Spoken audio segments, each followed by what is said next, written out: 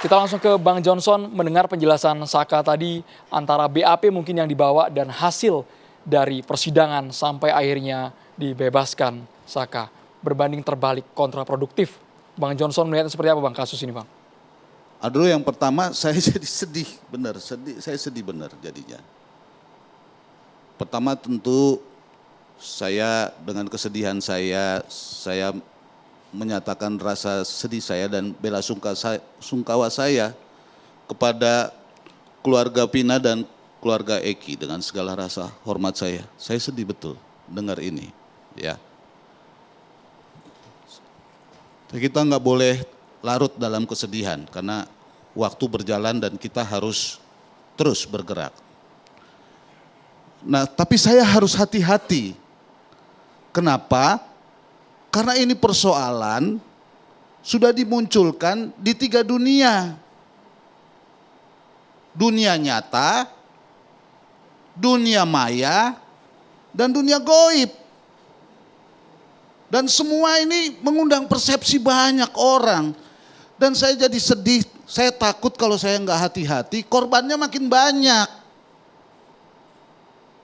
Bukan hanya anak dari seorang ibu, bukan hanya anak-anak Cirebon. Ini seluruh Indonesia, ini bully, ini persoalan. Saya sedih banget. Korban ya. salah sasaran maksudnya Bang? Iya, bully juga, salah sasaran juga. Dan ya ada indikasi, saya kalau mau ngomong terus terang, ya agak bahasa Cirebon sedikit, justice delay, justice denied. Keadilan yang terlambat adalah ketidakadilan. Tapi kalau saya lihat ini diskusinya, kok saya mencium ada indikasi proses penegakan hukum yang sesat. Yang sudah banyak keterlanjuran gitu ya.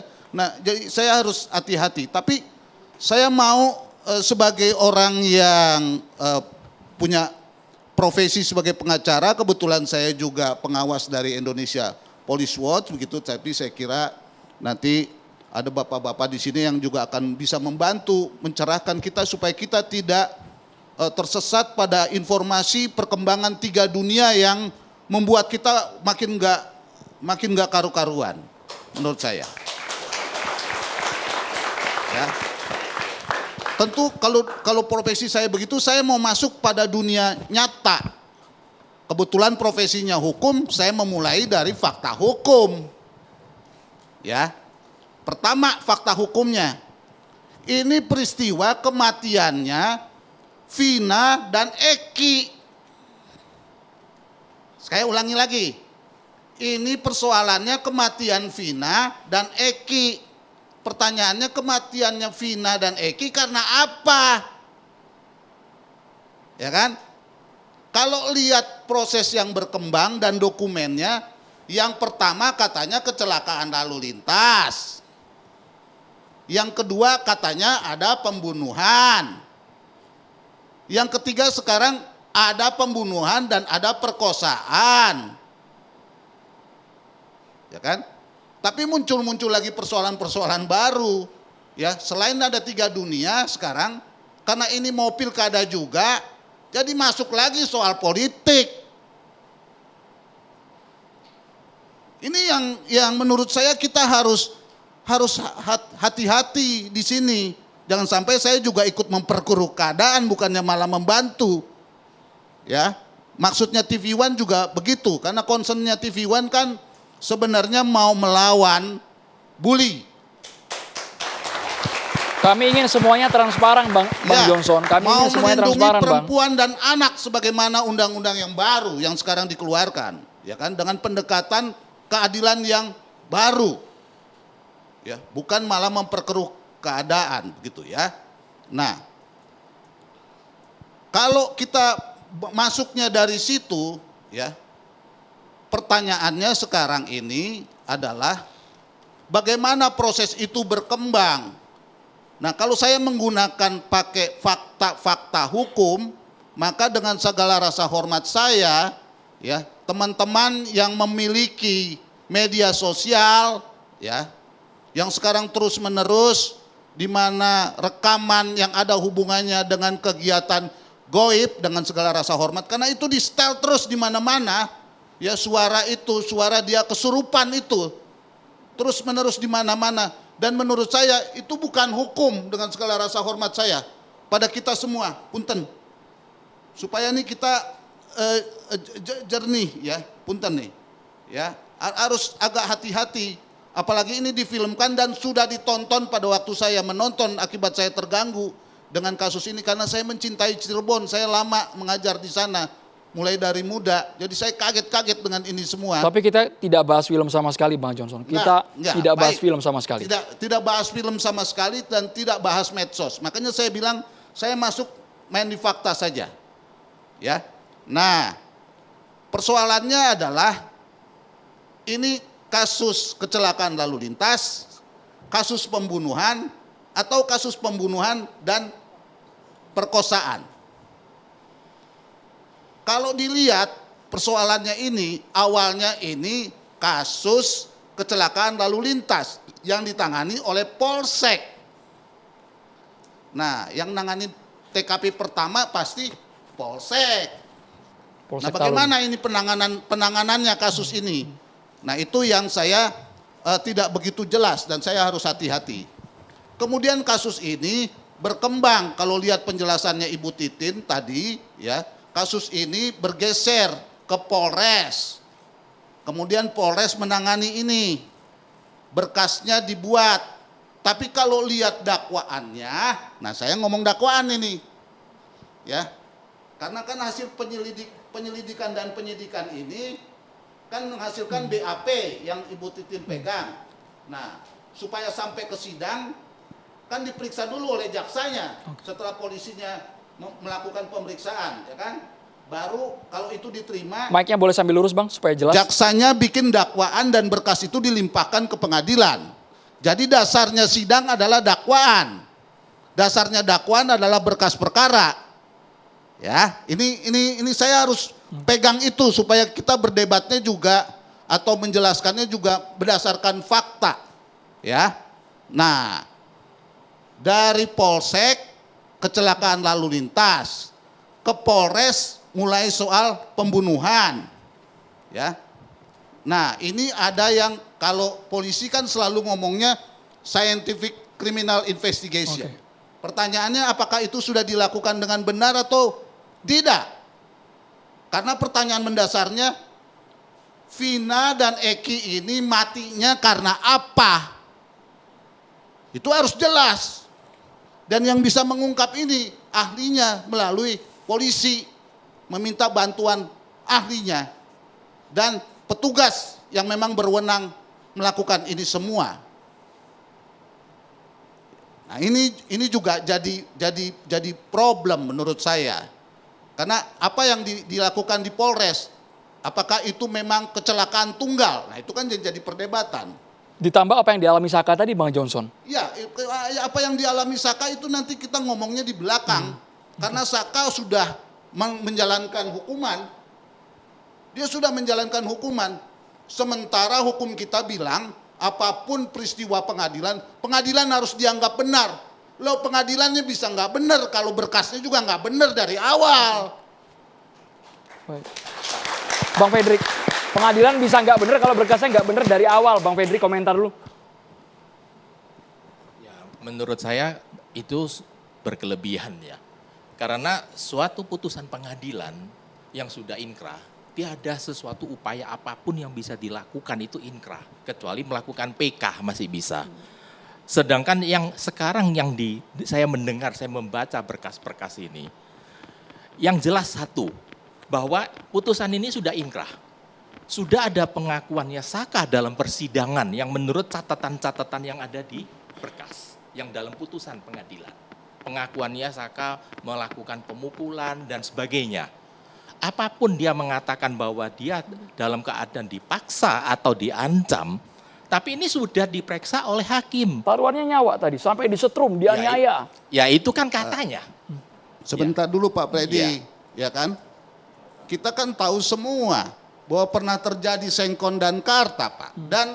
Dan dan Saka masih punya hak untuk mengajukan PK, Pak. Jadi Bapak juga jangan terlampau cepat Betul mengatakan Pak, itu. saya kan bilang upaya yang dilakukan, silakan lakukan PK untuk membela di status dia yang sebagai terpidana. Kan begitu kan Pak? Tetapi bagaimanapun dia PK, tidak akan bisa merubah kasus yang sudah diputus. Karena ada 7 terdakwa yang terpidana yang sedang menjalani hukuman seumur hidup. Kan? Itu baru Bapak berdiskusi soal Saka. Kalau misalkan nanti ditemukan yang 3, ternyata yang 3 itu bercerita dan fakta-faktanya lebih buruk dari apa yang dijelaskan Saka, bagaimana Pak Freddy bisa menjamin itu? Ya silakan, dalam hal ini adalah tugasnya polisi untuk mencari 3 orang yang menurut pengakuannya belum ketahuan identitas yang benar. Iya, Kan kalau- polisi sudah melakukan Kalau PDPU kan kalau begitu cara kan, berpikir Pak? Bapak begitu, ini Iya. kan persoalannya bukan cuma polisi. Kan berkas perkara pidana ini atas asas kematian Vina dan Eki ini kan ke polisi, ke jaksa, ke pengadilan, terus ke film, terus ke dunia gaib, terus ke TV One, terus kemana lagi, kemana lagi. Jadi nggak bisa Pak, Bapak hanya mengatakan normatif saja. Karena buktinya rakyat semua menuntut keadilan sekarang atas apa yang sudah terjadi sekarang ini. Bang Hendrik. Nggak bisa begitu menurut saya. Iya. Nggak bisa pendekatannya normatif Pak. Betul. Nggak bisa Pak. Keadilan Ini itu udah bisa bahaya dapatkan betul, itu Pak. berdasarkan hukum, Pak. Kita ini negara hukum.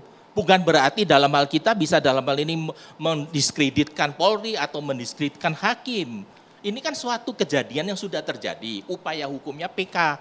Lah silakan dalam hal ini sebagai pengacaranya daripada si Saka itu melakukan upaya hukum yang lebih tinggi kan gitu. Kalau PK-nya misalkan kandas Pak, ya berarti mau nggak mau kita harus terima kan Pak begitu, Freddy Pak. jangan terlampau cepat seolah-olah saya bicara di sini dalam rangka mendiskreditkan Pak. Jangan begitu karena rakyat menuntut keadilan bukan dalam rangka mendiskreditkan polisi, mendiskreditkan keluarga ini, mendiskreditkan Saka, mendiskreditkan. Jangan salah. Nggak ada niat kami begitu. Justru ini harus diungkap.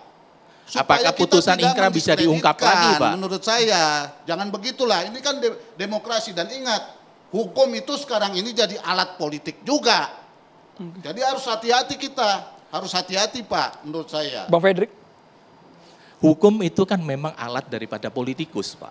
Dari zaman Roma sampai sekarang itu tetap sama, Pak. Tidak mungkin bisa hukum di atas politikus, Pak. Di dunia manapun, hukum itu adalah alat daripada politikus. Dan satu hal, Pak, marilah kita mengajarin rakyat kita ini menghormatin hukum. Kita mencari keadilan tapi kita tidak menabrak hukum. Silakan melalui upaya hukum yang benar. Ya. Itulah yang kami Nah, harapkan. Bapak bicara kayak begitu kan? Betul. Nah, harusnya kan kalau menegakkan hukum itu dengan cara-cara yang benar, dengan standar-standar yang benar. Kalau misalkan berkasnya itu hasil penyiksaan bukan cuma salah tangkap. Hasilnya adalah proses-proses SOP-nya tidak dijalankan secara benar. Bagaimana itu bisa kita terima? Itu ada soal prosedur, ada soal etika, ada soal moral, ada soal integritas dari aparat penegak hukum sendiri yang sekarang banyak dipertanyakan oleh masyarakat. Kasus ini juga dipersoalkan oleh rakyat. Karena rakyat bertanya-tanya bagaimana. Misalnya, ini saya kasih lihat ya. Ya.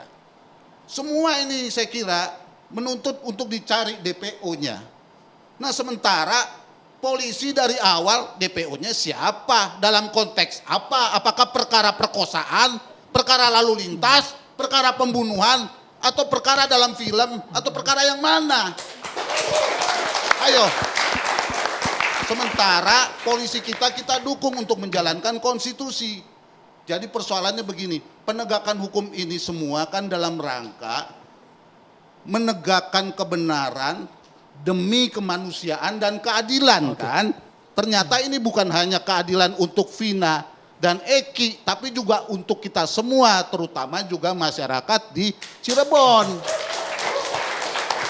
Saya sepakat Pak, dalam hal ini adalah kita mencari keadilan. Yang dalam hal ini saya yang melihat, itu adalah bahwa kita jangan menabrak hukum. Apapun Pak, pengakuan daripada saudara Saka yang mengatakan disiksa Pak. Kan dia sewajarnya itu atau dia sudah lakukan, saya tidak tahu karena saya tidak ikut dalam sidang. Dia harus mengajukan kepada hakim. Dia mencabut berita acaranya, kemudian hakim pasti akan melakukan pemeriksaan saksi verbalisan Pak. Penyidik akan dipanggil, itu akan dibongkar. Tetapi dalam catatan yang putusannya Pak, dia mengaku semuanya Pak. Bagaimana kita bisa mendalilkan daripada pengakuan sepihak? Bu Titin daripada singkat, saudara Bu Titin Saka, singkat Pak. sebelum kita closing. Gini, saya tuh sebetulnya nggak mau berdebat, tapi kita sama-sama baca ini.